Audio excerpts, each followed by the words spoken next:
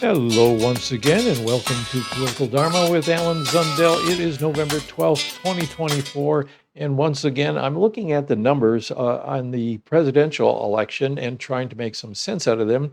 Today, what I wanted to do, I know I've already done two videos on this, some with the initial election results and then updating it and trying to make sense out of it.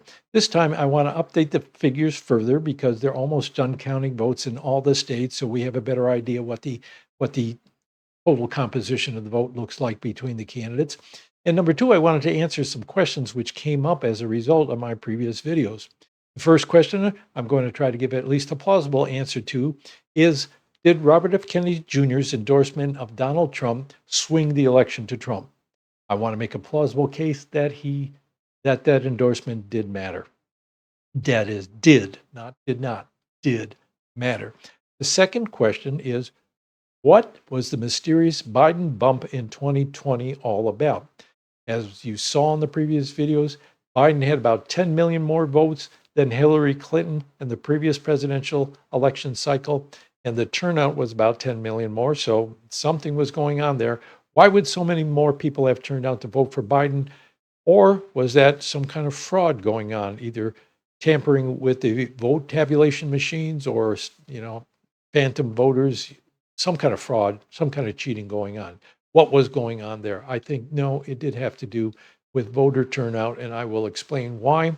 And the third question came from one viewer who has a lot of curiosity, apparently, and a sharp eye, because the viewer asked, what's with all three of the top alternative presidential candidates getting about the same amount of the vote, 0.4% of the vote? Both are all three Green Party candidate Jill Stein, Libertarian Party candidate Chase Oliver. I always want Chase Oliver, and then independent candidate who later suspended his campaign and endorsed Trump, Robert F. Kennedy Jr. Each one of them got roughly 0.4% of the vote. What's up with that? And my answer, I'm going to look into it a little bit, but my answer is that I can't see anything nefarious going on. It just seems to be an odd quirk. To give you a spoiler alert there.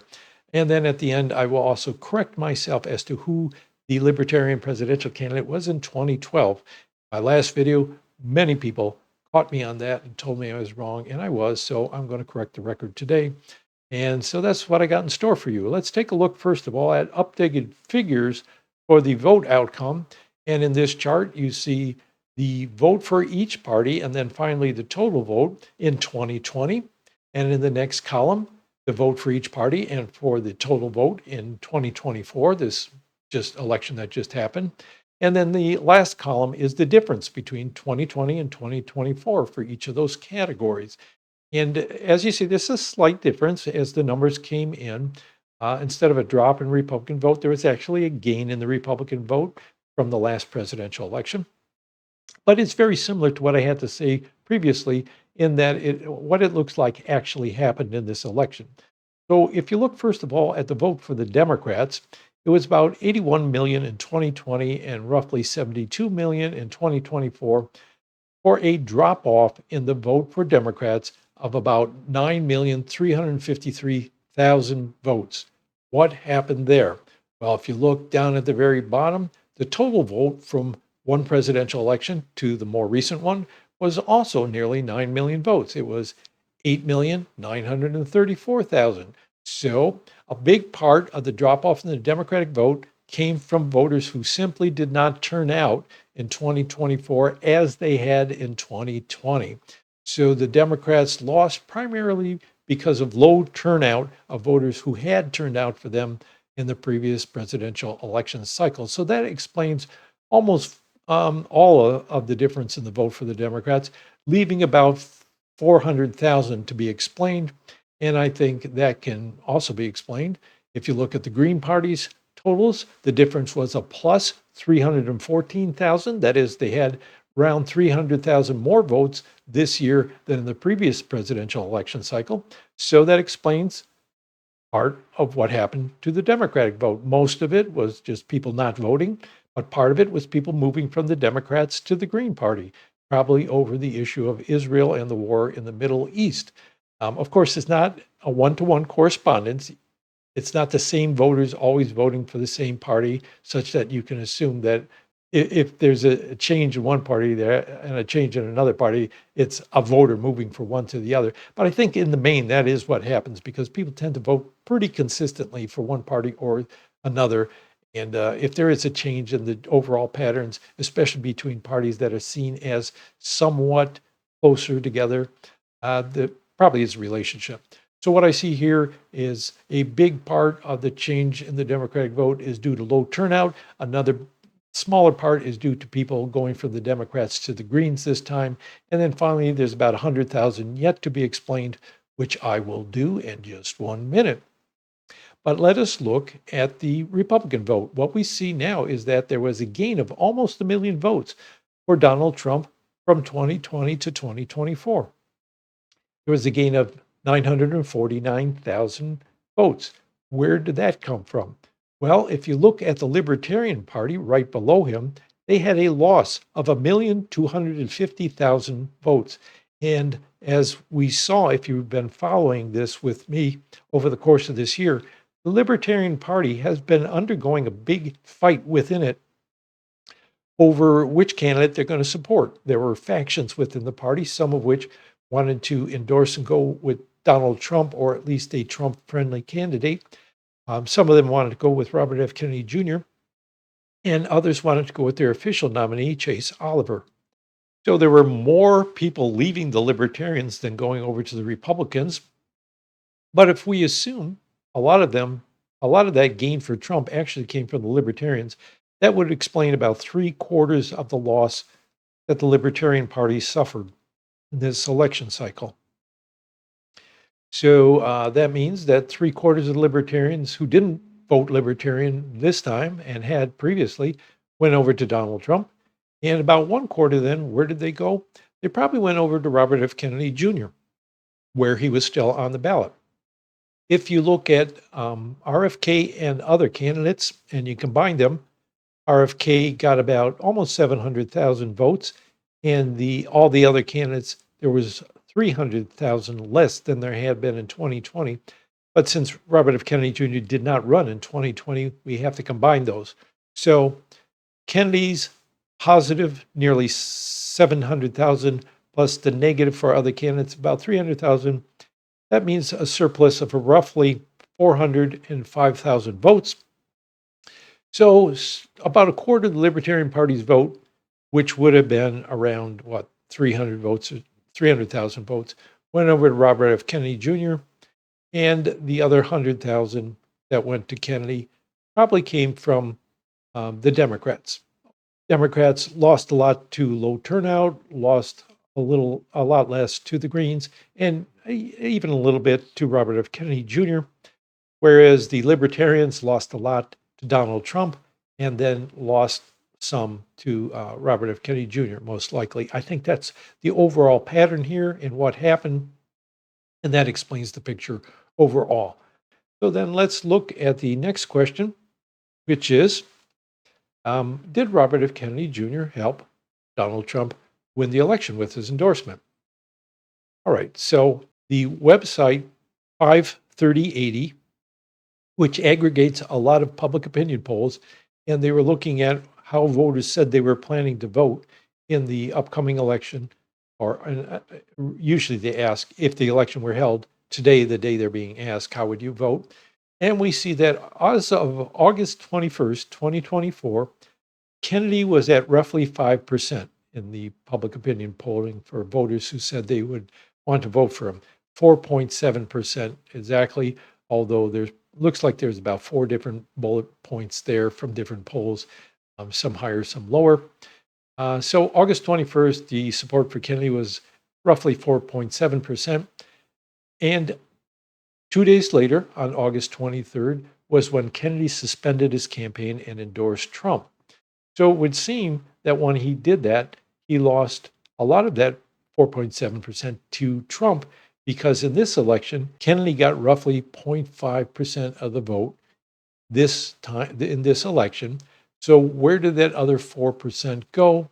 Well, we don't know for sure where Kennedy's supporters went, but I would think that at least half of them that were planning to vote for him 2 days before he dropped out, at least that's what it looks like, probably went over to Trump, either simply because Trump was their second choice if Kennedy was not going to be on the ballot, or because Kennedy actually asked for the endorsement. So let's say Kennedy's willingness to pull out of the race and endorse Trump together led to at least half of his vote going over to Trump. And the other half, we don't know. Maybe it got scattered. I'm just trying to give a plausible assumption here. Maybe some decided not to vote. Maybe some went over to the Green Party. Maybe some actually went to the Democrats. So we don't know where they went. But let's say a good chunk of them went over to Donald Trump because he endorsed him. So what would that have done in these swing states? Now here, the graphic you see on your screen shows the margin of difference between the vote for Donald Trump and the vote for Kamala Harris in each of the swing states. That is, I took the percentage vote for Donald Trump in a state and subtracted the percentage of vote for Kamala Harris in that state and came up with a figure that represents the difference between them. That's called the margin. And I'm making two assumptions as I analyze these results. The first assumption is that, as I said previously, if we can think that about half of the vote that would have gone to Robert F. Kennedy Jr. before he dropped out went to Donald Trump instead. Now, that's in line with what I saw in the overall picture of how the election turned out, as well as the size of the vote that Kennedy seemed to have before he dropped out. So we take that 4.7% of the people who said they're going to vote for him, and we can say at least half of that would then have gone over to Trump, either as a result of Kennedy's endorsement or of Kennedy's suspension and removal from the ballot. So if we can assume that as a plausible assumption, that about 2% vote would have from Kennedy would have been padding Trump's vote in these swing states. I don't mean padding in a bad way. I just mean boosting his vote in the swing states by about 2%. Now, in the case of the Libertarian Party, because as we saw, about 3/4 of the previous vote of the Libertarian Party seems to have gone to Donald Trump and a quarter of it elsewhere. If in 2020, the Libertarian Party got about 1.2% of the vote, 3/4 of that, I think, would be roughly 0.8%, if I'm right. And then if we can say that roughly 0.5% of the vote going over to Trump and the rest of it sticking with Oliver Chase, who got about 0.5% actually. So this is kind of conservative on the side of giving Trump some of that vote.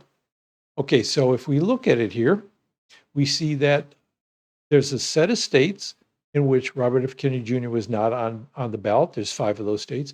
And then in 2 other states, Robert F. Kennedy Jr. was on the ballot and got roughly 0.5% of the vote.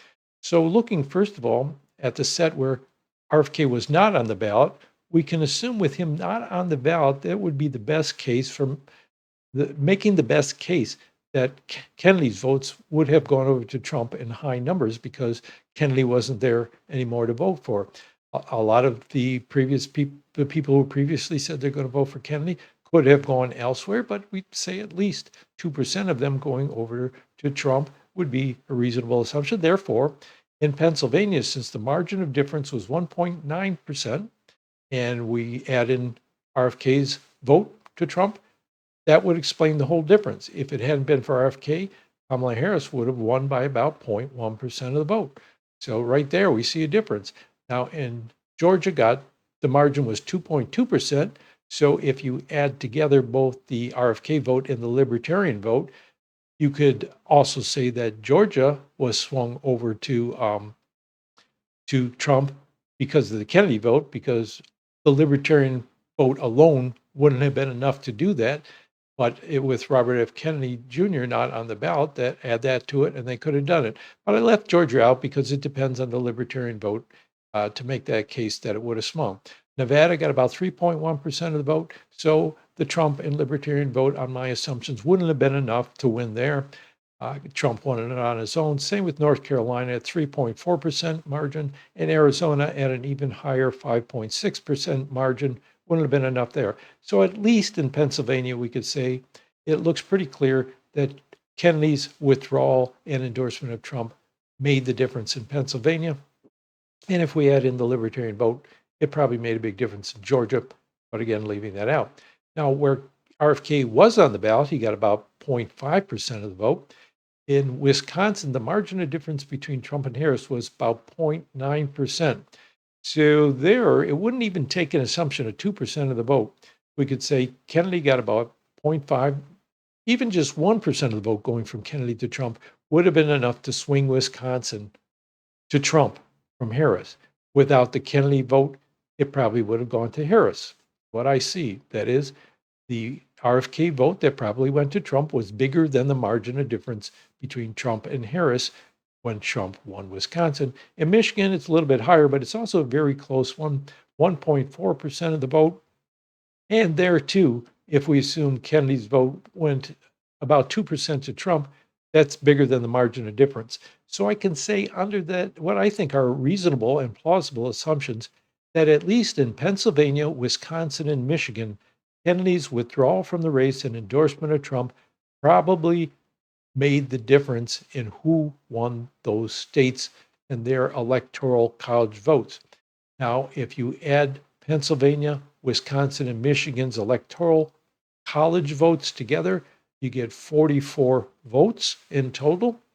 And Trump's won 312 electoral votes in the final outcome of this election. If you take away those 44 electoral college votes, he would have 268, which is 2 votes short of winning in the electoral college. And if we assume those votes would have gone over to Kamala Harris, then she would have won the election. So here, I think, at least under assumptions I consider reasonable, RFK's endorsement of Trump and withdrawal from the race made the difference in at least 3 swing states that allowed Trump to win an election that he otherwise, under the outcome that we saw, would have lost. When you add in some of the libertarian votes, even clearer that Trump did as well as he did because of that combined number of votes going over to him. So Kennedy's withdrawal and endorsement and the Libertarian Party's breakup both redounded to Trump's benefit, and I think are the main reason that he won this election, other than the Democratic vote just cratering because people didn't turn out as they had in previous elections. All right, so that is my explanation of why I think Kennedy's vote made a difference in this election, as well as the Libertarian breakup. Now I want to go on to my second topic, which is what explains that Biden bump of 2020. In here, what I had to do is update a lot of figures to try to make this clear to you. And I'm going to show you a slide that's going to be a little bit intimidating, but don't worry, I will kind of break it down for you pretty clearly, I think. I worked hard on this and did a lot of recalculations every time updated numbers came in for the election. So I've been working on this since yesterday and I kept getting new figures. Anyway, here's where I am at as of earlier today. The Biden bump. Let's move over to here. First of all, what you see on your screen, what I've done is I've looked at the last 6 elections, the Democrats' votes, the Republicans' votes, the Libertarians' votes, the Green Party votes, and then the total votes for each of those elections. And I averaged out the vote for each party and the total vote in each of those columns. I averaged what the, as you see at the bottom of the column, say, look at the left-hand side where you see the Democratic vote, 2004, 2008, 2012, 2016, 2020, and 2024. Add those together, divided by 6, and you get an average vote for the Democrats. So that's what I did there. And in the column to the right of each of those party columns, you see whether the number for that year, the Democratic votes for 2004, were lower than average or higher than average. So minus in red means it was lower than average, plus in purple means it was higher than the average for that particular year. Now, same thing for Republican Party, Libertarian Party, Green Party, and the total vote. I add up the vote for each of those years, and divide it by 6 to get an average. And then I look in year by year whether the vote for that year is higher than the average or lower. Now, the reason I went back to 2004 is I wanted to have an average that included at least twice as many elections as those Trump has been in. So Trump has been in the last 4 elections, and the previous, he's been in the last 3 elections.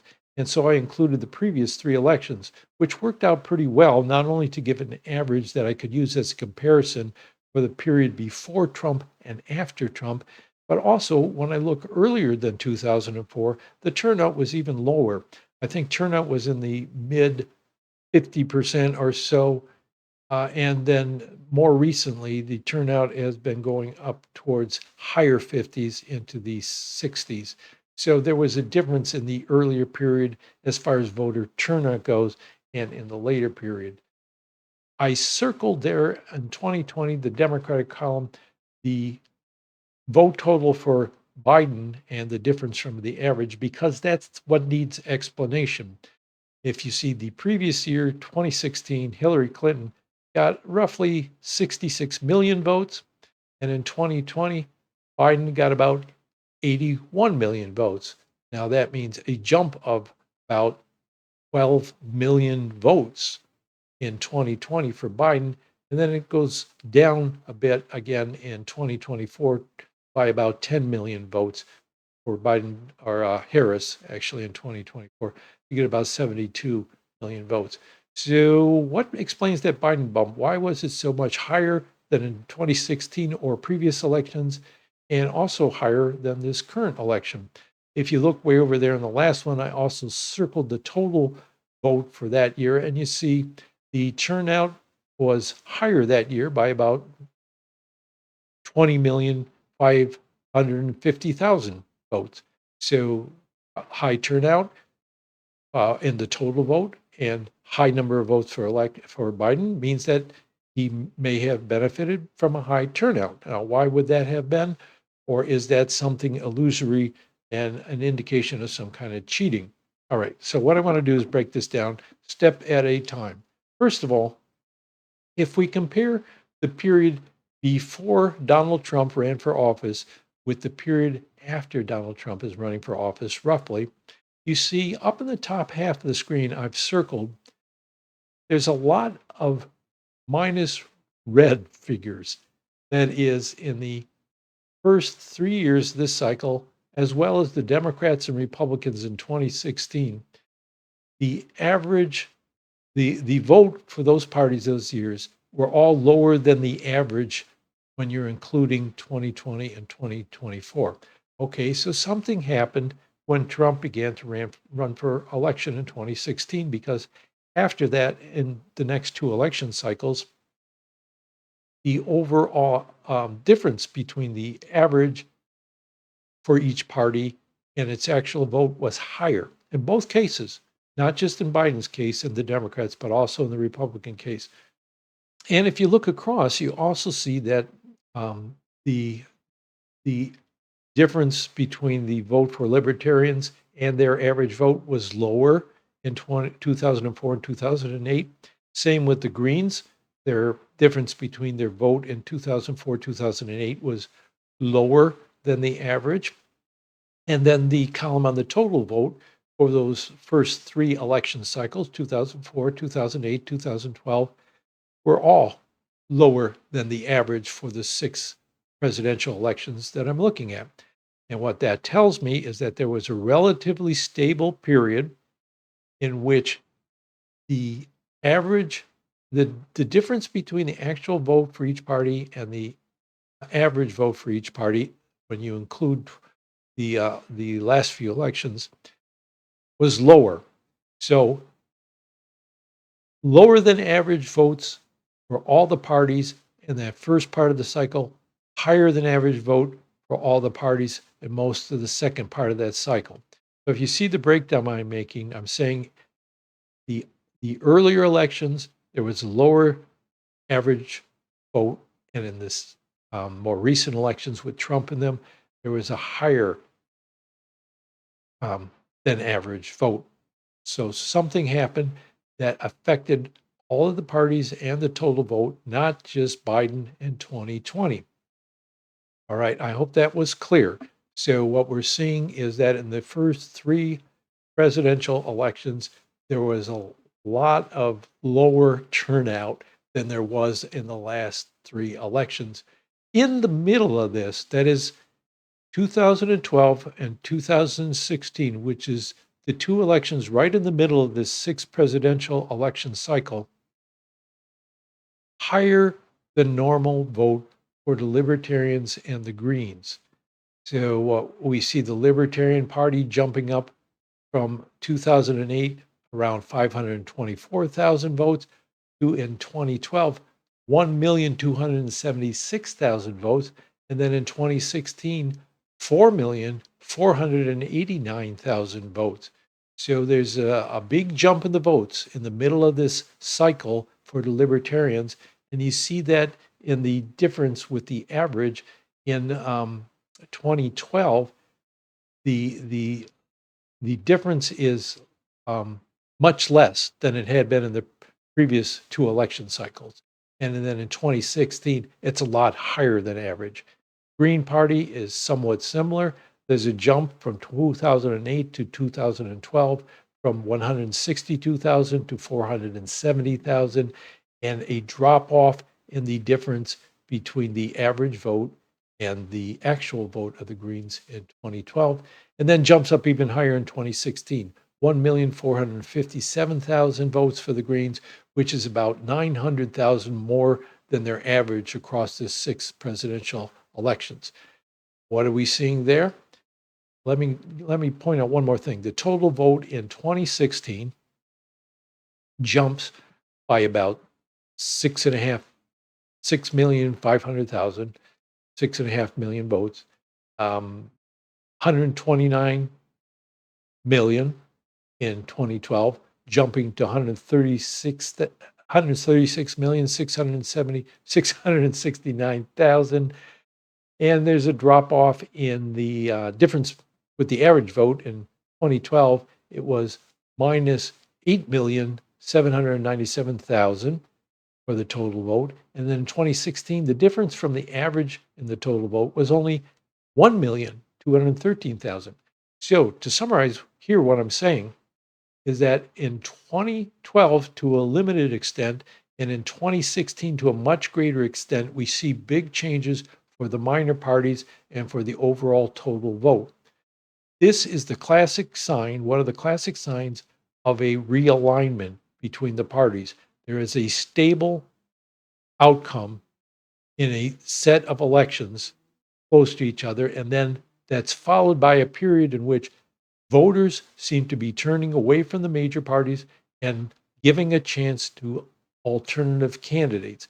So a lot more voters start looking at the Libertarians and Greens in the middle of this cycle, breaking away from the Democrats and Republicans, or turning out to vote when they hadn't turned out to vote before. So there's a high level of interest in voting, but it's probably a reflection of dissatisfaction with both major parties and a contest between the major parties in which neither party has much of an advantage.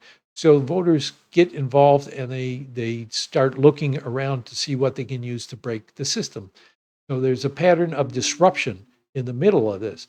Now, that pattern of disruption ends up in a more stable pattern afterward. Let's go to this. What's going on in the final part of this, not the final one, actually, second from last, is in 2020 and 2024, we now see a more stable pattern where interest in the minor parties drops off again, and voters decide that they have to determine whether they're going to support one party or the other, probably because one of the parties has undergone some major shift internally. The voters are attracted to them out of the two major parties. Again, you start out with a relatively stable cycle of the average turnout and the turnout for each party, and then it gets disrupted. A lot of voters get dissatisfied with the major parties, and they start looking at alternative candidates and voting for them, and turning out for the election. So there's high interest level and a willingness to look beyond the two major parties. And then it settles back down when people realize that the change they hope to get out of the minor parties is not going to happen. So they have to decide between the two major parties. And they see one of the parties having changed itself considerably. And so they go to that party. So we see a different pattern emerging in 2020 and 2024, where it's not just the Biden had a bump in 2020 of about 12 million votes. It's also that the Republicans, with Donald Trump as their candidate in 2020, had a bump of about 8 million votes. And the overall turnout then was bumped up by about 20 million.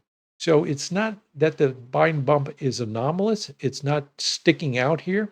What we see is there is a higher than average vote for both the Republicans and the Democrats in both 2020 and 2024, meaning that it's settling into a new pattern of higher turnout and higher interest and higher votes for each party, but one party now having the advantage over the other in a way they didn't before.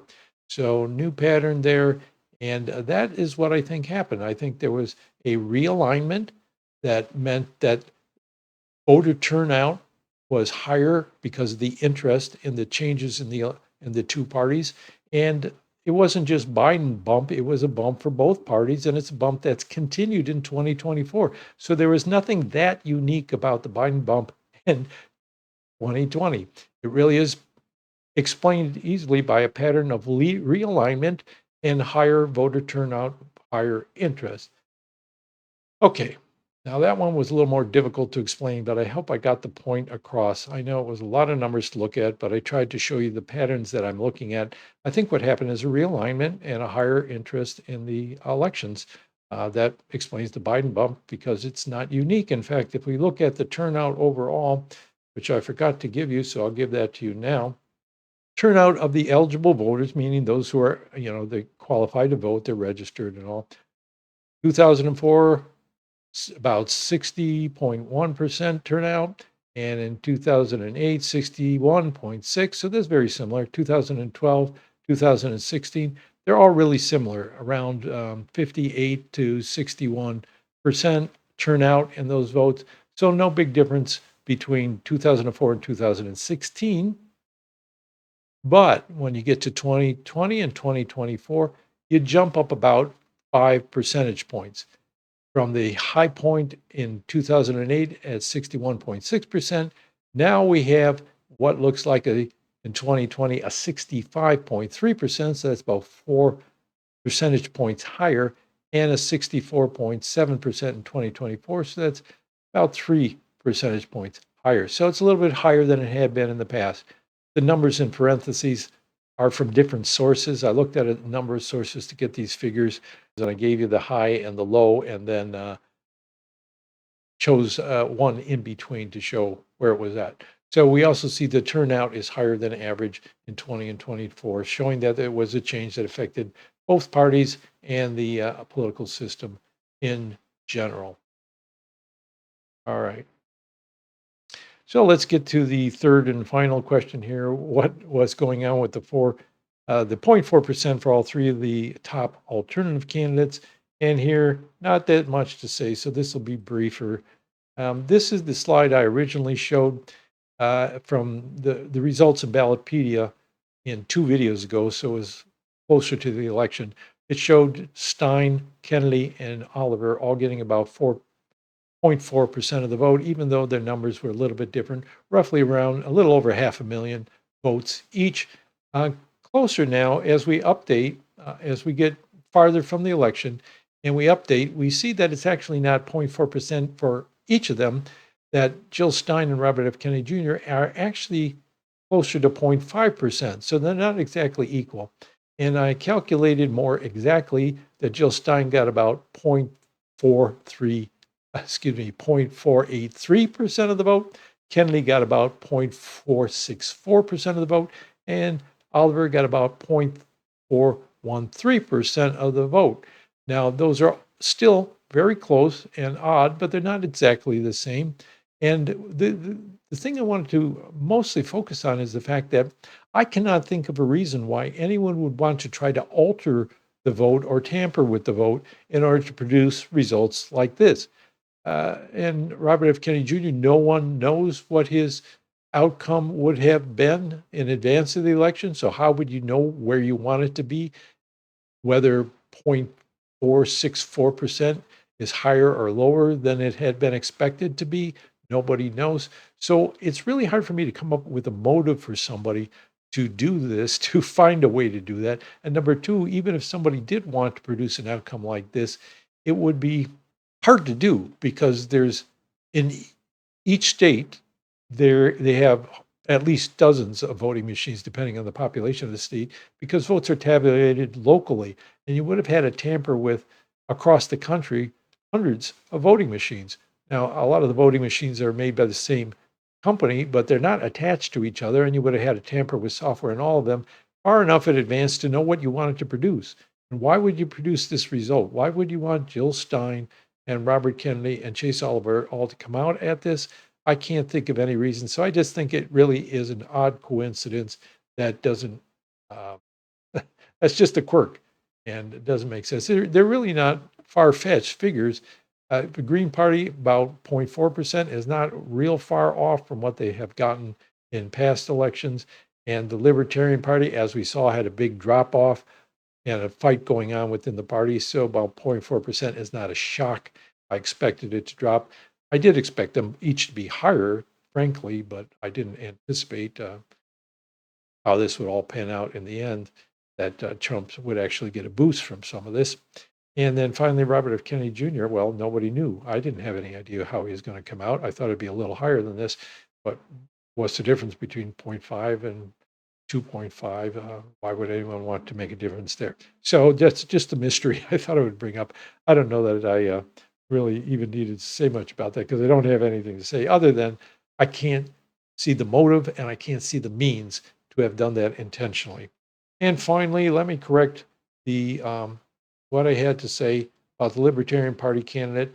And you see here a slide I used in one of my previous videos. I've circled the Libertarians in 2012. The figure is not important. What's important is that I said the candidate that year was Ron Paul, and it was not. It was Gary Johnson, as several people reminded me. And so what happened there? Well, let me explain what my thinking most likely was. Here we see a picture of Ron Paul and a picture of Gary Johnson. Now, Gary Johnson was actually the Libertarian presidential candidate in 2012 as well as in 2016. And coincidentally, Jill Stein was the Green Party candidate in both 2012 and 2016.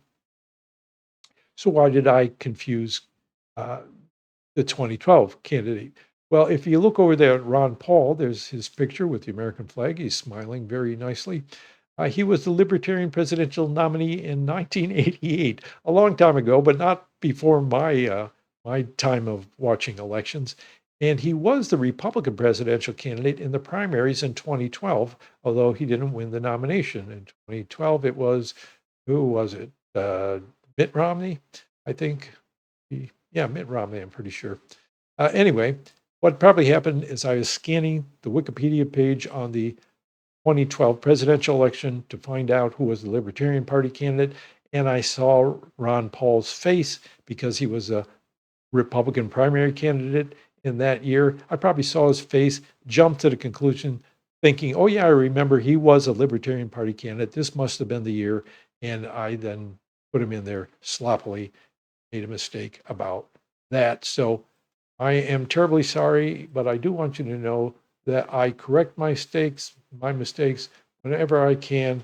And this is one more example of me doing that for you.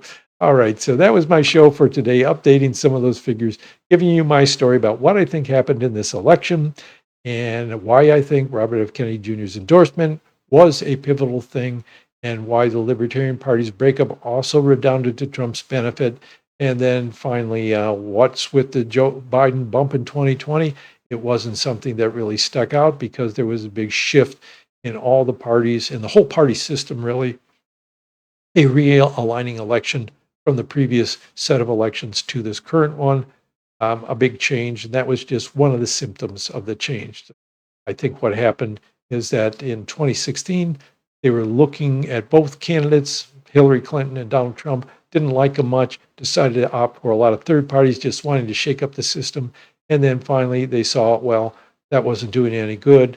And they had to choose between Biden and Trump. And they thought, well, we've had 4 years of Trump, didn't like it too much, so let's try Biden. And now we've had 4 years of Biden. People say, well, we didn't like that much either.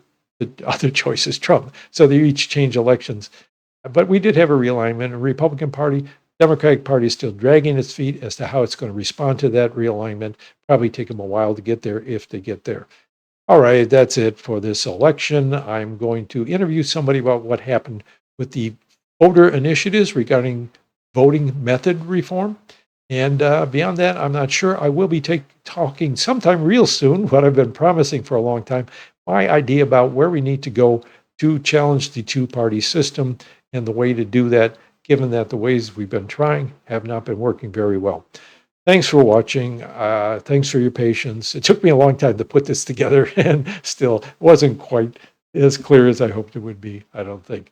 But thanks for watching. Thanks for your comments. Give me your comments, questions. Let me know what other mistakes I made or where I misspoke or where you want to challenge me. And thanks for your likes, your shares, all that. And see you next time. All right. Bye-bye. With ease, I see the chains are breaking. We gained our focus. The moves we're making will prove to determine our self-worth as a passenger on this vehicle Earth.